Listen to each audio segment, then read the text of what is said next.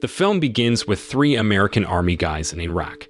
At that time, they're there to handle a dangerous bomb. Their names are Sanborn, Eldridge, and Thompson. Thompson is the main man in charge, especially when it comes to dealing with the bombs. And for Sanborn and Eldridge, they're his backup. So, first, they tried to use a robot to deal with the bomb. But because the roads were so messed up, the robot broke down. So Thompson thought to do this himself. Sanborn and Eldridge helped him get dressed in this heavy bomb-proof suit and gave him all the tools he needed. Then, with his friends watching his back, Thompson went to handle the bomb. As he was working on the bomb, Sanborn noticed a guy acting weird with a cell phone. He and Eldridge thought the guy might be triggering the bomb with the phone. Eldridge tried to stop him, but suddenly the bomb went off. Sadly, Thompson didn't make it. The day after the sad incident, Sanborn met up with a new guy, James. James was going to step in for Thompson in the bomb squad. Everyone knew James was really good at dealing with bombs, cause he'd taken care of tons of them. But there was a catch: James sometimes acted without thinking, which could be risky for him and his buddies.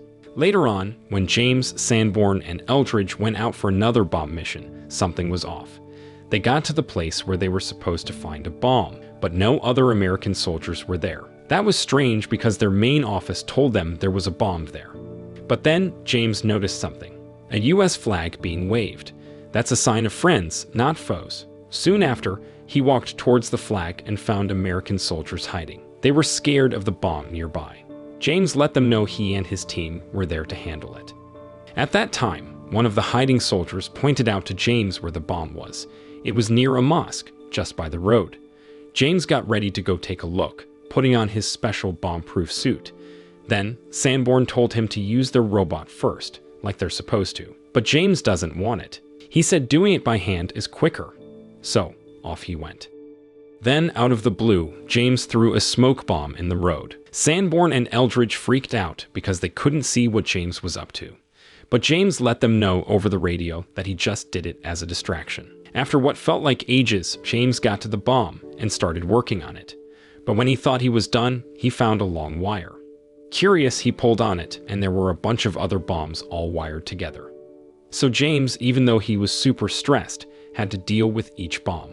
When he finally finished and came back, Sanborn wasn't too happy. He was mad at James for doing things his own way and told him they need to work as a team.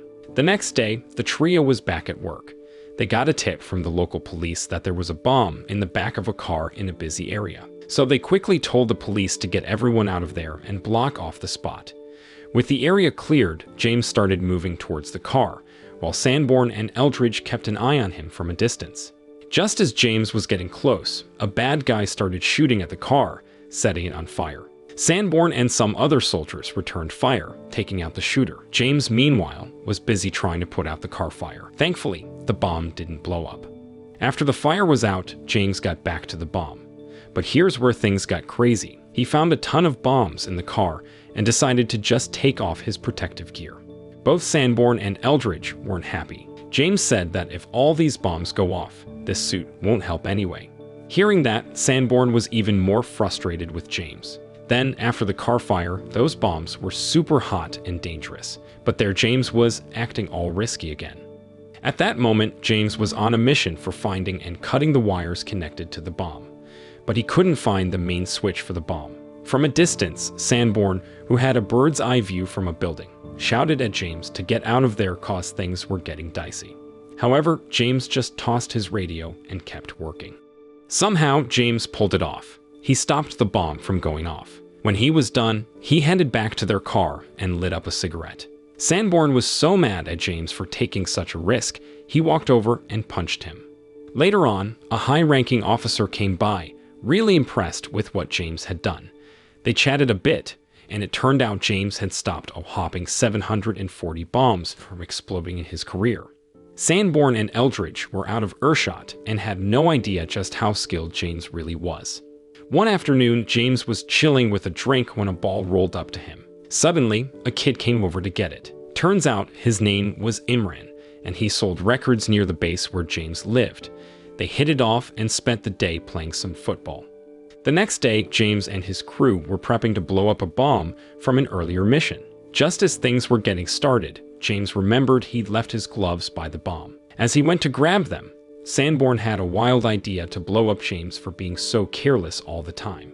Eldridge thought Sanborn was kidding around, but he seemed pretty serious. Luckily, Sanborn decided not to go through with it. As they were driving back to base, they saw some guys who looked shady, but they were just fellow American soldiers with a flat tire. So James and his team stopped and helped them fix it. Then, out of nowhere, these terrorists start shooting at James, Sanborn, and Eldridge from far away. It got pretty intense with their group taking hits.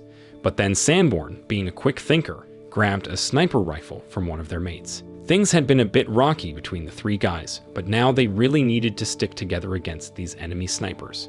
As James and Sanborn were trying to spot enemies from a building, Eldridge did some cool moves and took out an enemy hiding near some goats.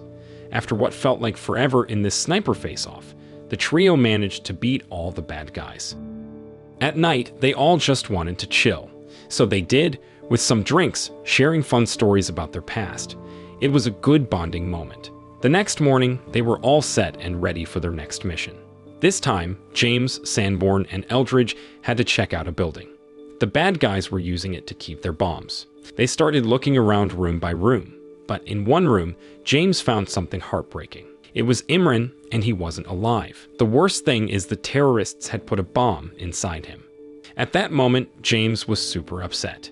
Sanborn tried to remind him to stay on track, but James couldn't just leave Imran like that. He decided to get the bomb out. He told his buddies to wait outside while he handled it. Now, speaking of their group, there's another guy they know, Dr. Cambridge. He's a psychologist for the US Army guys in Iraq. He helps them with their feelings and stuff, and he's pretty close to Eldridge. At that time, Dr. Cambridge was near the place where James was working. He tried to get people living around there to leave, but they didn't want to. They acted like they were hiding something.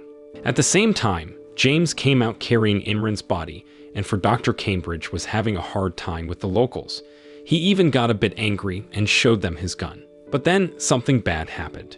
Right after the people left, there was a big explosion where Dr. Cambridge was standing. He didn't make it. Eldridge saw this and felt so bad. Later, James got back home and felt super down. He rang his wife but didn't feel like talking. He just hung up, leaving her puzzled. Later on, James bumped into his seller who knew Imran. But the seller acted all strange and didn't want to chat. James wanted answers, so he hopped into the man's car and kind of forced him to drive to what he said was Imran's place. When they got there, James sneaked in, thinking bad guys who hurt Imran were there. But he got it all wrong. It wasn't even Imran's house. An upset lady chased James out. Feeling silly and a bit scared, James raced back. Back at base, there was no time to relax. James and his pals got news of a bomb blast near their place. Then they quickly headed over and split up to figure out what happened. One night, James discovered the hiding place of the bad guys who set off bombs. He asked Eldridge and Sanborn to come with him to find these troublemakers. At first, Sanborn didn't want to because their main job was to deal with bombs, not chase after the bad guys. But James reminded him and Eldridge about the innocent people hurt by the explosions. As the team leader, James felt it was their duty, so the three of them set off. Then they split up to search, and soon after, a gunshot echoed from where Eldridge went. James rushed there and found Eldridge had found the bad guys but was in trouble. He had been caught and was being taken away by two of them. James didn't waste any time. He quickly took down the two bad guys and rescued Eldridge. But poor Eldridge was hurt pretty badly, especially his leg. With only 2 days left on their mission, he couldn't continue. The next day, Eldridge was set to head back to the US. He was pretty upset with James for always getting them into risky situations. Now, with Eldridge gone, it was just James and Sanborn. They had 2 days left and got their last task, to help a man who had a bomb strapped to him. Some bad guys had made this man wear a bomb and told him to set it off. The man, scared out of his mind, asked the US soldiers for help. James went straight to him. He told the man to kneel and touch his head, checking him out. Realizing how tricky the bomb was, he called Sanborn over to get some tools and help out.